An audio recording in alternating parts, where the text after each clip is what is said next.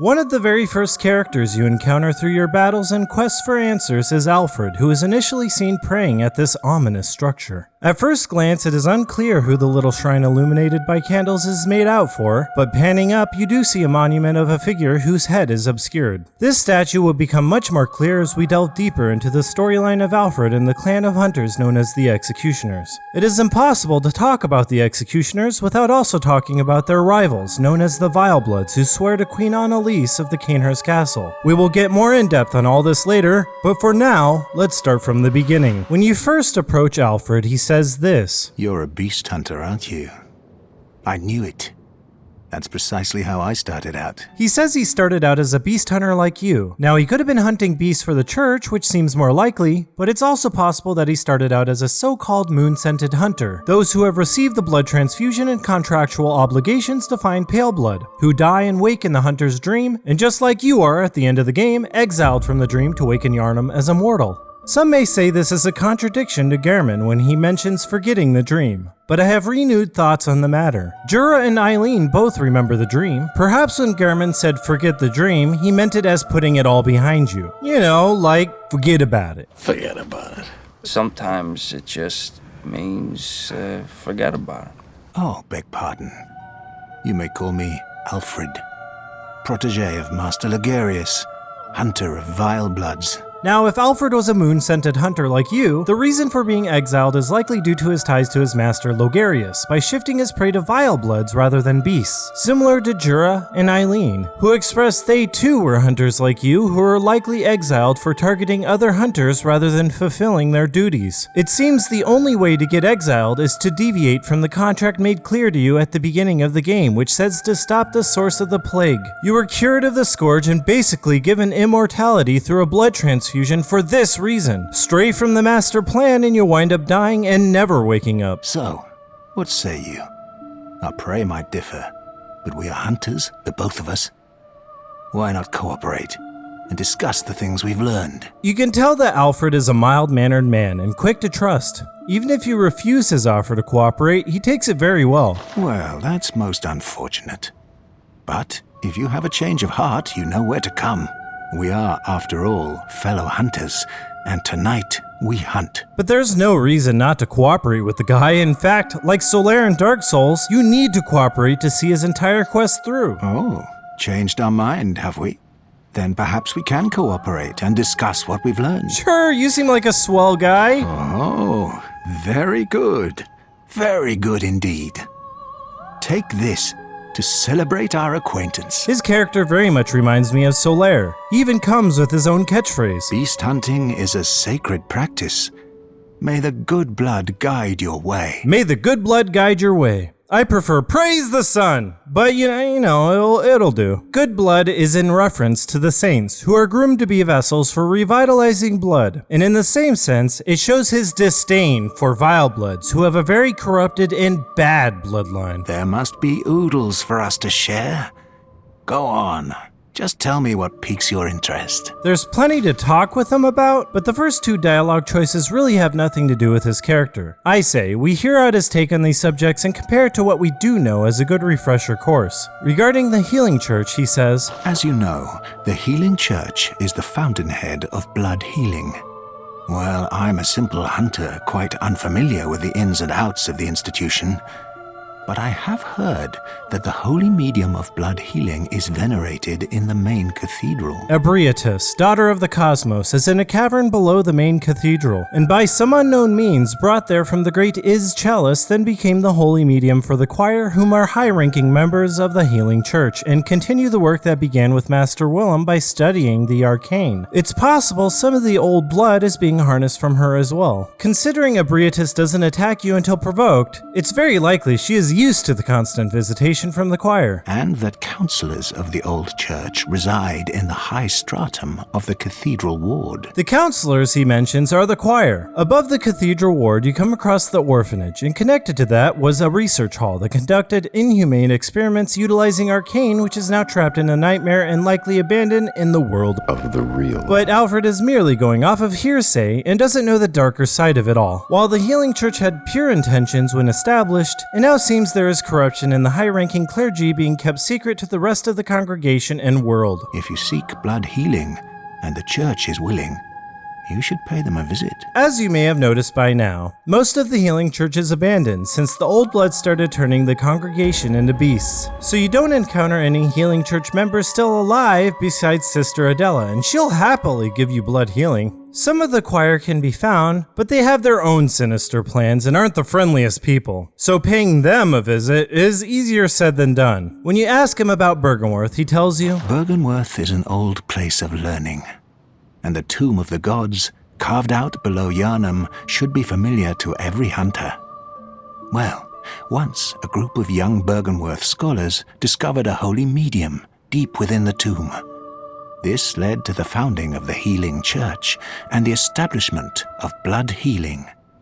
In this sense, everything sacred in Yharnam can be traced back to Byrgenwerth. I'm going to deviate away from the specific plot for a while to completely detail the history of Byrgenwerth and the Healing Church. Even though Alfred is correct, he's very vague. Byrgenwerth was a college, and when tombs were discovered beneath Yharnam, they began their exploration and eventually uncovered this holy medium, which was likely a great old one. The old blood was discovered and brought back, but Master Willem became very averse to the use of this blood. We are born of the blood, made men by the blood, undone by the blood. And thought that harnessing the cosmic power, figuratively known as eyes, of the great old ones was a better alternative. Hence why I would assume the choir revere him so highly, as evident by the one cleric who is present in his observatory and attacks you in order to protect him. At that time, his student Lawrence, and possibly other students, shunned his ideas and felt he was losing touch, so Lawrence took his leave. Despite claiming to continue to live by the passage, "Fear the old blood," Fear the old blood. it is very evident he continued the research and use of the old blood and turned into a beast himself, later to be slain and decapitated. Soon thereafter, his head became the basis for the Healing Church, displayed prominently on an altar. Before the Old Hunter's expansion, many people saw his transformed head on the altar and thought, well, where's the body? And tried to reason it was the headless bloodletting beast in the labyrinths. I never entertained this notion because you fight the bloodletting beast earlier, with its head still attached. I don't know where this theory came about, as the Japanese translation doesn't prove anything other than that it's the biggest beast in the game, hence being called the Lord, Master, any other words expressing high authority of beast blood. Regardless, soon after Lawrence founded the Healing Church, he became the first cleric beast and died. But being the founder and the first vicar, his skull came to serve as a holy artifact that, when touched, will inscribe Willem's adage, not Lawrence's, upon you through a memory. That adage is, "Fear the old blood," an adage that's still used to gain access to Byrgenwerth, but also an adage that became very misconstrued in meaning to the Healing Church. The congregation of the church saw it as a cautionary rite to not overindulge in old blood, which is basically blood of their gods. They felt the consumption of their god's blood brought them closer and was used in their religious ceremonies. Don't be greedy. As they say, fear the thirst for blood. I should know. I was once a blood saint too. On the other hand, Willem meant the adage in the sense of, using their blood is thinking much too simply and will lead us to ruin. We are born with blood and that's what makes us men. That's something we already share with them. What we need to do is to tap into the unseen and overflow our brains with their wisdom. In doing so, we can transcend and be as great and as close as we'll ever be to them. Master Willem's character plot is very similar and possibly inspired by the real-life Nikola Tesla, who invented alternating current electricity and Tesla coils, to name a few of many inventions still in use today. Yet he isn't very well known due to being overshadowed by Thomas Edison, who invented light bulbs and a less effective direct current electricity, to name a few, which are also still being used today. But over time, Tesla started dreaming up outworldly ideas such as limitless energy, power without the constraint of cables through the very light of the sun, and became captivated. Similarly, Willem became obsessed with the cosmic power of the moon. Tesla was considered a genius who lost touch with reality, therefore losing all his investors, all his money, and then forced to live on welfare. In the last of his days, he was alone, looking to the skies and conjuring ideas he could not act upon, still insisting on the possibility of limitless energy and prophesying. Willem, even in his ripe old age, is just like Nikola Tesla, alone and looking to the skies, and still insisting that the real way to harness the power of the great old ones, whom are linked to the moon, is to not drink their blood and not literally line your brain with eyes, as that's a figurative saying, but rather harness their powerful and cosmic insight so you won't have need for your physical eyes. Willem, among many other characters strewn all throughout the world, cover their eyes, for that very symbolic meaning. The notes strewn throughout Willem's mansion show he was definitely on the right track, and even notes from its scholars admit that he was right all along, suggesting they thought he was wrong at some point. Lawrence can be seen as Thomas Edison, who greatly opposed Willem's ideas and stubbornly stuck to his own. Like Tesla's adamant notion of limitless energy, Willem was stuck on the idea of transcending. Before Lawrence took his leave, a group of Willem's scholars, including himself, Gehrman, Maria, and possibly others, were donned as Byrgenwerth hunters and took to Fishing Hamlet in search of gaining the insight that was being blessed to the villagers by a great deity, assumingly under Willem's orders. One and possibly a second hunter were able to transcend or evolve beyond their human form to vacuous spiders through the Great Old One cause, but in the greed for blood, the remaining hunters slayed the ocean-dwelling being. In a curse carried out by the villagers, a nightmare world was created to punish hunters who get carried away with bloodlust, or senseless hunting. Hunters with that bloodlust greed, or the Byrgenwerth spirit, are cursed to suffer there. But today, the college lies deep within a tangled wood, abandoned and decrepit. And furthermore, the Healing Church has declared Byrgenwerth forbidden ground. It's unclear how many of its scholars remain alive, but only they know the password that allows passage through the gate. I'm guessing Byrgenwerth has been abandoned for approximately 5 decades, so not many other scholars would likely be around besides the choir, who became late scholars of his and deemed Byrgenwerth forbidden because of the presence of Rom dwelling within Moon Lake. It's obvious Willem and the choir had some close working relationship, considering he ran experiments similar to what they were continuing in the orphanage. Alfred will then end the conversation with his inspiring catchphrase, "May the good blood guide your way." After learning the adage, Alfred will then relocate to an unmissable area on the way to the gates to Byrgenwerth with more insightful dialogue for you, telling you just what his purpose is. Ah, there's something I want to tell you. Oh! A bit of wisdom from the eminent master Logarius. Do tell. Once, a scholar betrayed his fellows at Byrgenwerth and brought forbidden blood back with him to Cainhurst Castle. I believe he is referring to Lawrence, as there is plenty of motivation. Willem's first reaction to Lawrence in the memory you see is, Oh, I know. You think now to betray me. No, but you will never listen. Since Willem had absolutely no support in Lawrence's beliefs about the use of old blood, it's very possible that Lawrence, in his quest to get the old blood's potential recognized and established in society, first went to Cainhurst Castle, as it was quite obviously a place of wealth and power in that time. It was there that the first of the inhuman Vilebloods was born. The Vilebloods are fiendish creatures who threaten the purity of the Church's blood healing. To Alfred, the Vilebloods deviously misuse the old blood for their own benefit and threaten the use of untainted blood in the Healing Church through blood saints, while, unbeknownst to him, the upper echelons of the Healing Church were perpetuating a different kind of corruption in their experiments. Alfred also alludes to the possibility that it was the Vilebloods that brought their tainted blood to the Healing Church, causing the entire epidemic. Ariana's dress description says it was worn by the nobles of the Vilebloods. Ariana is a surviving noble with the corrupted bloodline. The umbilical cord you get off the baby she births says that she was chosen by the formless Great One Odin for her corrupted blood. She doesn't consume old blood like fake Yosefka or Queen Yharnam possibly did to be willfully chosen. I knew it. I'm different. I'm no beast. Oh, God, it feels awful.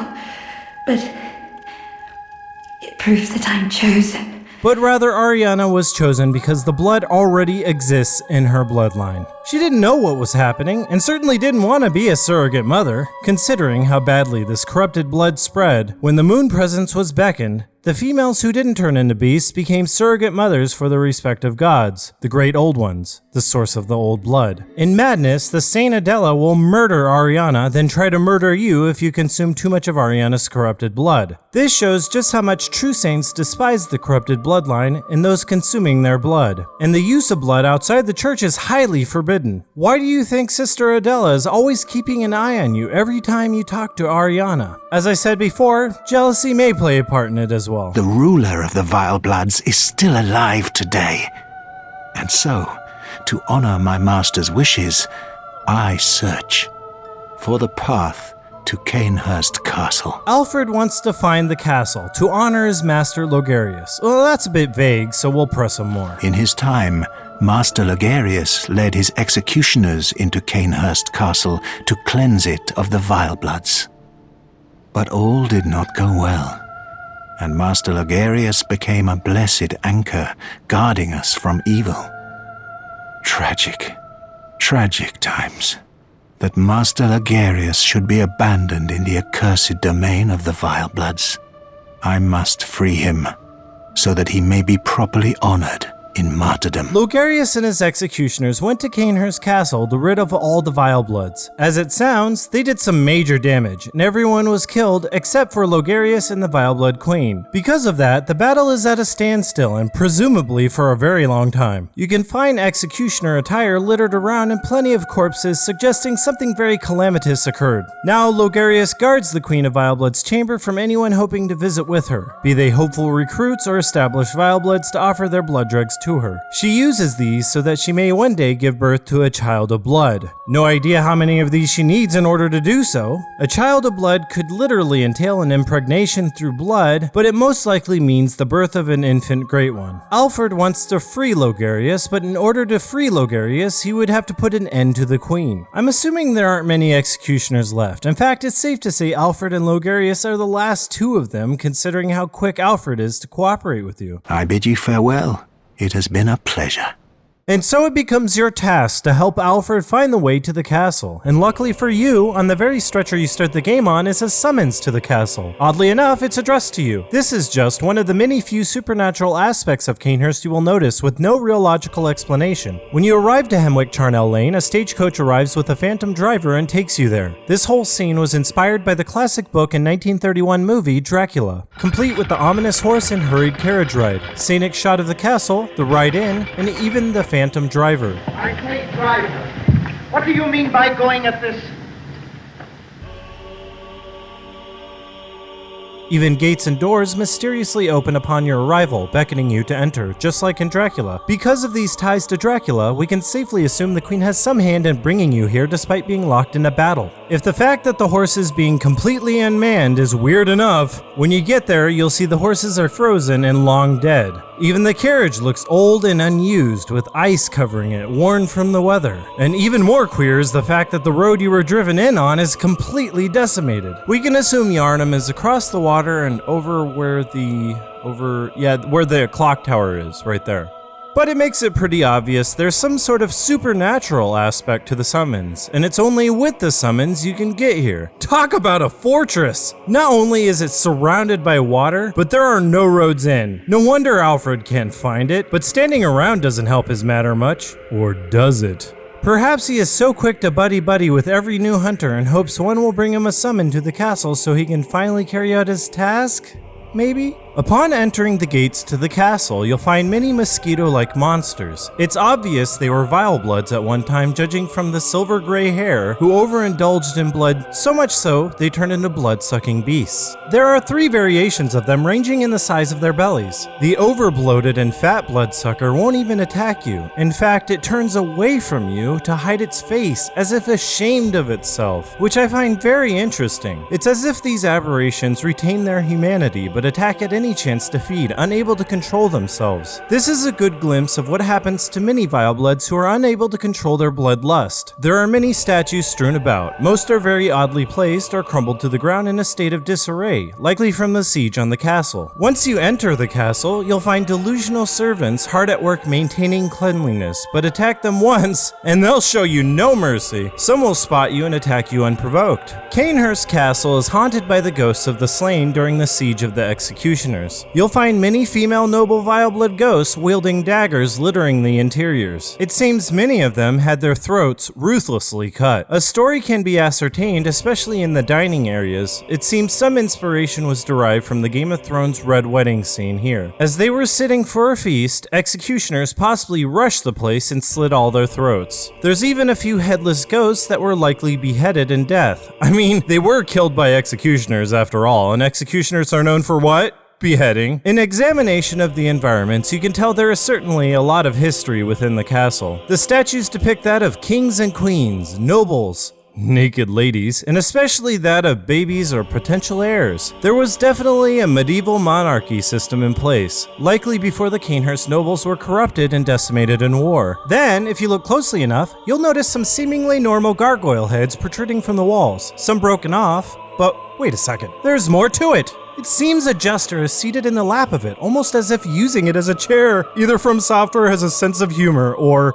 this means something too profound for me to begin to explain. You may notice the Cainhurst symbol of the two back-to-back rampant lions present everywhere, even on the Cainhurst badge. Lions in heraldry are commonly used to represent strength, courage, and royalty. When lions are depicted facing each other, it represents support, camaraderie, but the Cainhurst badge depicts the lions facing away from each other, which represents patience and prudence. Considering how close they are, if not overlapping, it means they have a lot of that, which fits very well with what we know and what we will soon learn more about the Queen. There's an expansive library that takes up nearly the entirety of the castle, not to mention the entirety of the game. The reading material you see littered all throughout the game are symbolic to the quest for knowledge, insight, and enlightenment from the higher deities. You'll eventually encounter Logarius. Just like the chariot and horses from before, he is frozen solid. It's as if it has been ages since he has encountered an adversary. He is guarding the Queen, but definitely not to protect her. Oh no! Rather, he holds this area to ward off people trying to consult with her, and to prevent the corrupted blood from spreading further. And get this, Logarius is dead, man. Or undead. His spirit is trapped here, and you are setting him free. So don't feel bad having to kill him. Though killing him ain't as easy as it sounds. He's a giant, strong, and nimble man. Once defeated, it may seem like a dead end, but you'll get his crown. The description of it makes it clear as day. The king died, and he took his crown that is capable of revealing illusions. Logarius then donned the crown to prevent anyone from finding the mirage it hides behind his makeshift throne. And when you put it on, it reveals an entire new area that happens to be where the queen is hiding. As if hiding the entire castle wasn't enough, someone had to hide the queen's chamber too, all through supernatural means that are impossible to explain. But all are possibly influenced by Harry Potter, a known work of influence for the creator and director of this game. In the books and movie, there are protective enchantments, one of which that can chameleon specific places or objects for a long duration of time. There are even illusory walls and doors, which have been used time and time again in Dark Souls as well as the Bloodborne's Chalice dungeons. When you make your way up some stairs leading to the Queen's quarters, you'll notice statues of knights on horses, seemingly constructed to protect the quarters, but it also shows a bit more of the history of the castle before being forsaken. When you arrive, you'll notice a single individual sitting on one of two thrones. This is Queen Annalise of the Cainhurst Vilebloods. Upon entering, you'll hear her say, "Visitor, I claim no subjects, but here lieth our throne. Kneel afore us, or get thee gone."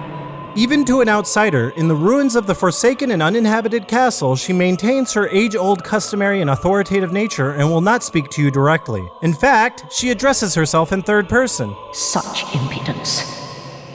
Defiled are we, yet still queen. We shall not give audience to an ill-mannered beast. Perhaps she speaks in third person so she doesn't have to face the fact that her king, among many other nobles, are dead. You know, she has no problem admitting she's defiled, and all along I just thought this was an insult. But in order to speak with her, you must kneel in her honor, subjugating yourself to her. Visitor, moon-scented hunter. I am Annalise, Queen of Castle Cainhurst.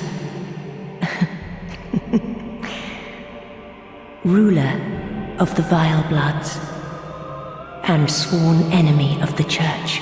She says it very clearly that she is a sworn enemy of the Church, but why? The Church was originally in the practice of good blood through blood saints, but partook in old blood in communion. This could be because the Church were enemies of their practices, creating a feud that's literally good versus evil. The gold blood gem makes it very apparent that members of the Church partook in old blood in communion, then started turning into beasts quite suddenly and frequently, possibly when the blood became tainted. This, and what Alfred said, reinforces my belief that the Vilebloods may have had some involvement in the tainting of the healing Church and the proceeding epidemic. Yet our people are murdered, and we are prisoner to this wretched mask. She confirms that the executioners did indeed murder everyone, and that she is trapped in a desolate and forsaken ruin, alone. It's apparent in her speech and tone she has never fully dealt with the reality of the fall of her kingdom. What is it thou'rt in search of?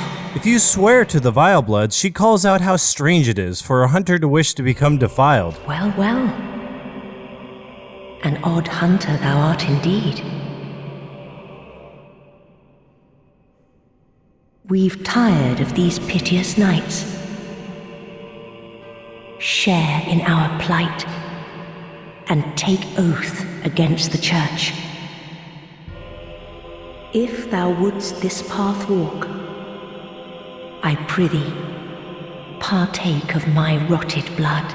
If you refuse, she actually tells you that you're wise and brushes you off completely without even trying to get you to reconsider. Considering her only wish is to birth a child of blood, you'd think she'd try harder. The more Vilebloods to help her cause, the better, right? But I guess not. Or perhaps it's a form of pompous reverse psychology. A wise choice. There is no more to be said. Away from mine gaze. If you do become a Vileblood, you must partake in her corrupted blood. It doesn't do anything to you, and even when using the oath, Alfred doesn't treat you any differently afterwards. Very well. Drink deep of our blood. Feel the spreading corruption burn.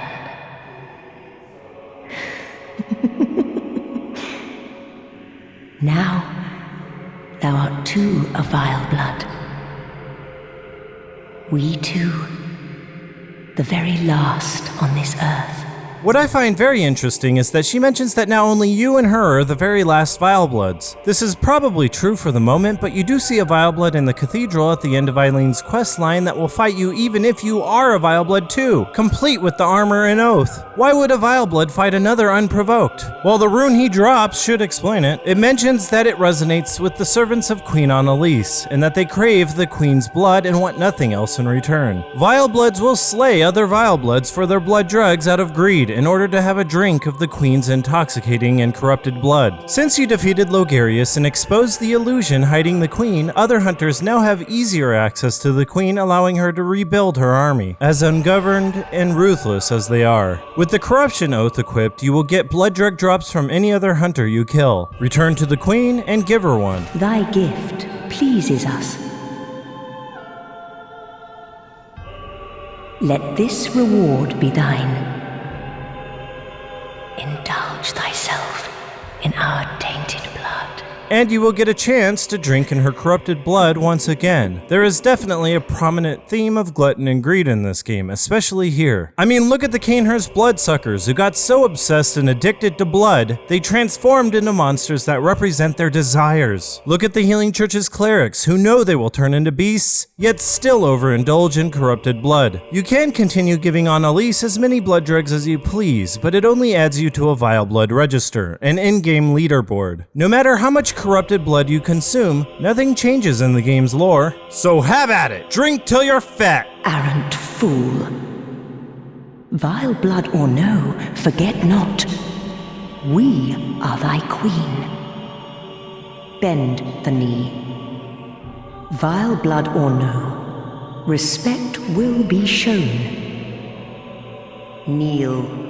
Now you must also take into consideration her Old English. Nowhere else in the game anyone talks like this. This is because we are to assume she is really old. But also we are to assume at this point that the Executioners and Vilebloods siege happened a long time ago. Logarius should be pretty good proof of that. I mean, he's pretty decomposed, and in the cold, that process is slowed even further. This fact calls into question Alfred, who is much too young to have ever met Logarius, and as we are led to believe, is the only executioner alive. This is likely because he joined the Covenant long after the fact in adoration of its history, which later turned into full-blown worship for Logarius. Now, there is a theory going around that must be addressed regarding the Thumerians and their possible connection to Cainhurst and the Vilebloods, as it has absolutely no foundation. The Thumerians are a race of humans that have lived underground in labyrinths beneath Yharnam for likely hundreds or thousands of years, as evident by their albino-like and deprived appearances, and have established their own cities that you can visit through chalices. They were first to discover the slumbering Great Old Ones, and were able to harness their insight and learn many things from them.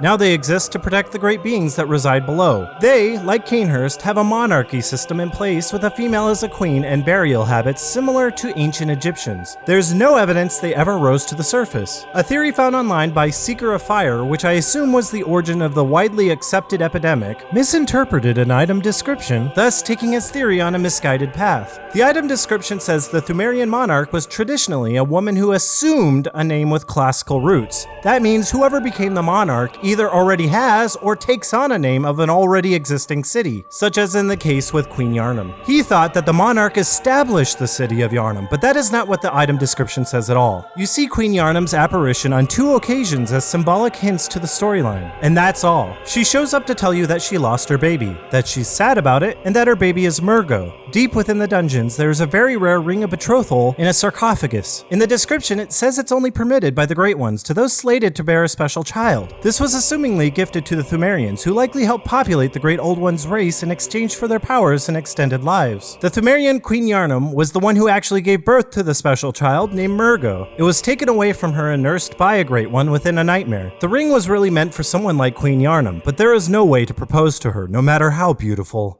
and tall she is. Her pale skin really glows in the moonlight. Considering Queen Annalise is planning to birth a child of blood, one can assume you can use it to propose marriage to her, too. So, I say, there is no evidence backing the theory that there is a connection to the Thumerians and Vilebloods. When you finally muster up the courage and propose to your sweet Queen Annalise, she says, "Oh boy, Speak not those words. We have little need of a consort. Such a path would belike lead to further ruin. Further ruin? Thou art dear to us. We would see no harm befall thee. No harm befall me? Man, talk about a rejection. Makes me wonder what exactly would happen if we were wedlock. I can't even begin to theorize. Though you can try again. Still thy honeyed tongue. The thought alone sufficeth. Thy worth is too great. Now, speak no more on the matter. Well, her compliments that time did make me feel a little better. Look, Annalise, I just met you and this is crazy, but it was fate for us to be together. The very moment I set my eyes on you in your disfigured mask with possibly something else disfigured underneath, I just knew. I knew you were the one for me. Together, we don't have to be alone anymore. As you said, we're the very last 2 Vilebloods in the world. I defeated Logarius, which wasn't easy by the way, to have audience with you. I swore your oath, fought your battles, blessed you with offerings, and drank upon your corrupted blood only to be closer to you. May I have your hand in holy or non-holy, whatever works for you, matrimony? Honestly. Well, screw you then. We await thy return. Oh, I'll be back all for right. the honor of Cainhurst. Oh, what's this? An unsigned Cainhurst summons? I wonder what would happen if I put Alfred's name on there and gave it to him. Oh boy, I could only imagine what he'd do to you. For good measure, I might even add, "Come at me, pretty boy. Think you got what it takes to handle a real woman?" Aha!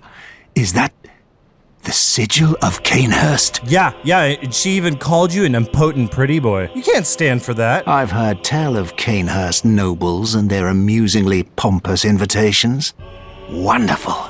I thank you profusely. I will depart immediately, but first, a token of my gratitude. I agree, you should totally do something about it. Wait, what are you doing? I feel my master's hand at work. Praise the good blood, and let us cleanse these tarnished streets. It has been an honor, but I must say goodbye. Let us cleanse these tarnished streets, and may the good blood guide your way. We can assume once you give him that summons, he takes off to Hemwick Charnel Lane in a steaming rage and boards the carriage en route to Cainhurst Castle. When you go back to Annalise's chambers, you'll stumble upon a grisly sight, but it was the right thing to do, and she definitely deserved it. She wouldn't marry me. Master, look! I've done it! I've done it! I smashed and pounded and grounded this rotten siren into fleshy pink pulp. There, you filthy monstrosity. What good's your immortality now? Try stirring up trouble in this sorry state. All mangled and twisted, with every inside on the outside for all the world to see.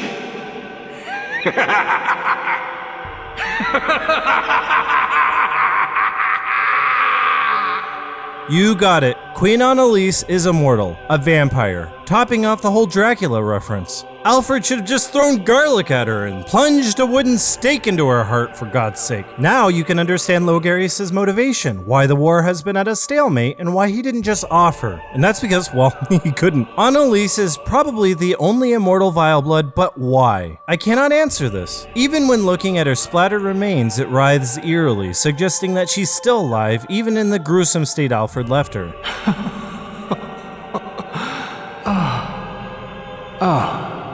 You, is it? Look at this. Thanks to you, I've done it.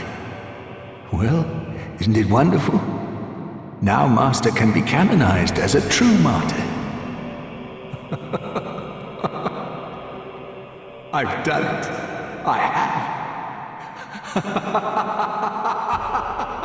Alfred is ecstatic because he completed his task. He canonized Logarius as a true martyr and is now the last remaining executioner, making them the victors. On top of that, the Vilebloods have been wiped out completely, and the source of the corrupted blood will end with the death-like state of Annalise. All the king's horses and all the king's men couldn't put Annalise back together again. But maybe you can. Alfred will then return to the executioner's shrine, sadly, to sacrifice himself in honor of Logarius after a prayer. He cleansed the tarnished streets of the source of the bad blood and felt his task was complete. If any one covenant in the game could be considered good by making a positive difference in this world, it'd be the executioners. Logarius once said, "We shall always strive to be good." You can see Alfred place the Cainhurst king's crown on the altar in memory of Logarius, who wore it for years to guard the queen's whereabouts. Its significance is profound. But wait just a frickin' second. I have that very crown in my inventory. Where the hell did he get a second one? That's a fake! Oh, okay. I won't question it. Why bother? You can aggro Alfred at any point in the game. Before giving him the summons, he'll just say things like, "Oh, why are you doing it? Cut it out. Stop it." And when he dies, he says, "Oh, you'll regret it." But there's much more dialogue when you aggro him after defeating the queen that's of more interest. Just what is the meaning of this? Why turn your blade on me? You're jealous, aren't you? Unclean witch! Vile monstrosity! Bloody fool! Has the blood gone to your head? Pathetic! As you deserve! The blood! You spilled my blood! It feels kind of bad making him angry and hearing him yell at me. When you die, he says this. A hunter's grudge is an awful thing. You must find your own way on this hunt, as I have mine. He's just so mild-mannered about it, and even throws a little lecture at you. Oh, you'll eventually find your way. Oh, no hard feelings. When you kill him, he says, Pray for Master Logarius in my stead. Oh, now that's just damn depressing. As he couldn't go pray for Logarius at the shrine, in his death, he asked you to in his stead. Wow, what a really great guy. Confirmed for best character in Bloodborne. Okay, I promised Alfred I'd do this, so here I go. Logarius, I'm sorry I killed you. Okay, but I do have to say, you put up quite a fight. You sat for ages defending a corrupted immortal queen. Not many people can say that, man. Oh, and also, I'm sorry I killed Alfred. You know, I really regret it. He was a good guy, too good for this world. Let's see. I got some scripture here. I actually think you wrote it. You said, acts of kindness are not always wise, and acts of evil are not always foolish. But regardless, we shall always strive to be good. You said that, man. That's like Gandhi shit. As most of you already know, if you want a second chance at marriage with Annalise, you can grab a piece of her flesh, preferably a good part if you know what I mean, from the throne, take it to the altar of despair, and feed it to the corpse rom that served as Abriatus's altar. By the powers of the cosmos imbued by her saturated, corrupted old blood, time flows in reverse for the flesh, and when you return to Annalise's chambers, she'll be sitting there like nothing ever happened, and everything will go back to the way it was, completely making all of Alfred's work and suicide for naught. Annalise, I fed your boob to the corpse of a spider. I gave you back your life. Now will you marry me? Honestly. Okay, you know, how do I unreverse your death? You can try to kill Annalise on your own, but it takes a lot of consecutive or big hits. Perhaps her health slowly regenerates, but I'm not sure. After beating that vampire silly, she'll fall over and you can hear her panting and breathing heavily.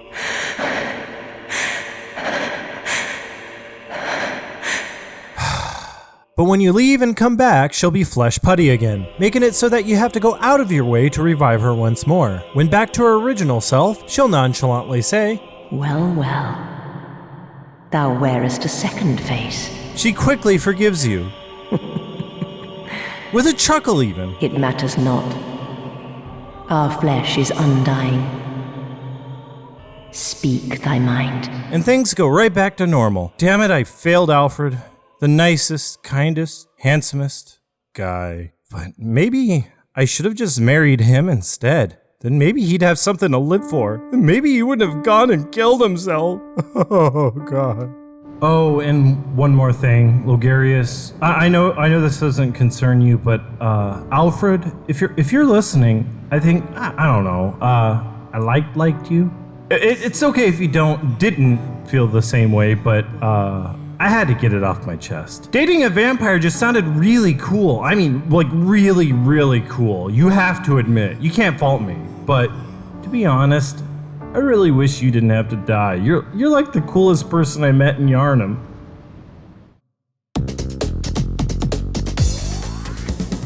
Thanks for watching this lengthy Bloodborne lore on one of my favorite questlines in the game. For more on this take of humorous lore analysis, subscribe to my channel in order to not miss any other detailed videos and or become a super patron like these amazing people. You can also get your name listed here with a small pledge. Any amount of financial support will help me continue bringing you this content, which is time-consuming hard work. But the work always pays off in the final product, as in these other great lore videos of Soulsborne games. Please watch them if you haven't, or at least share to get the word out.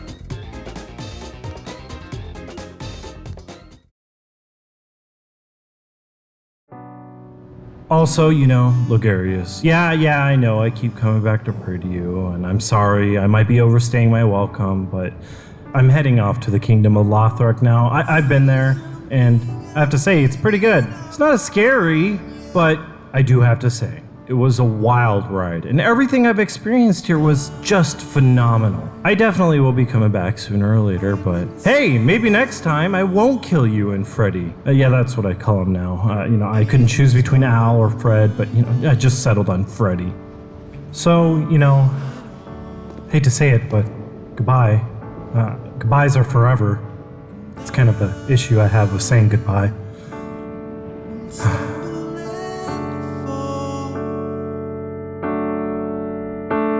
Learning to love, just starting to crawl, bitch.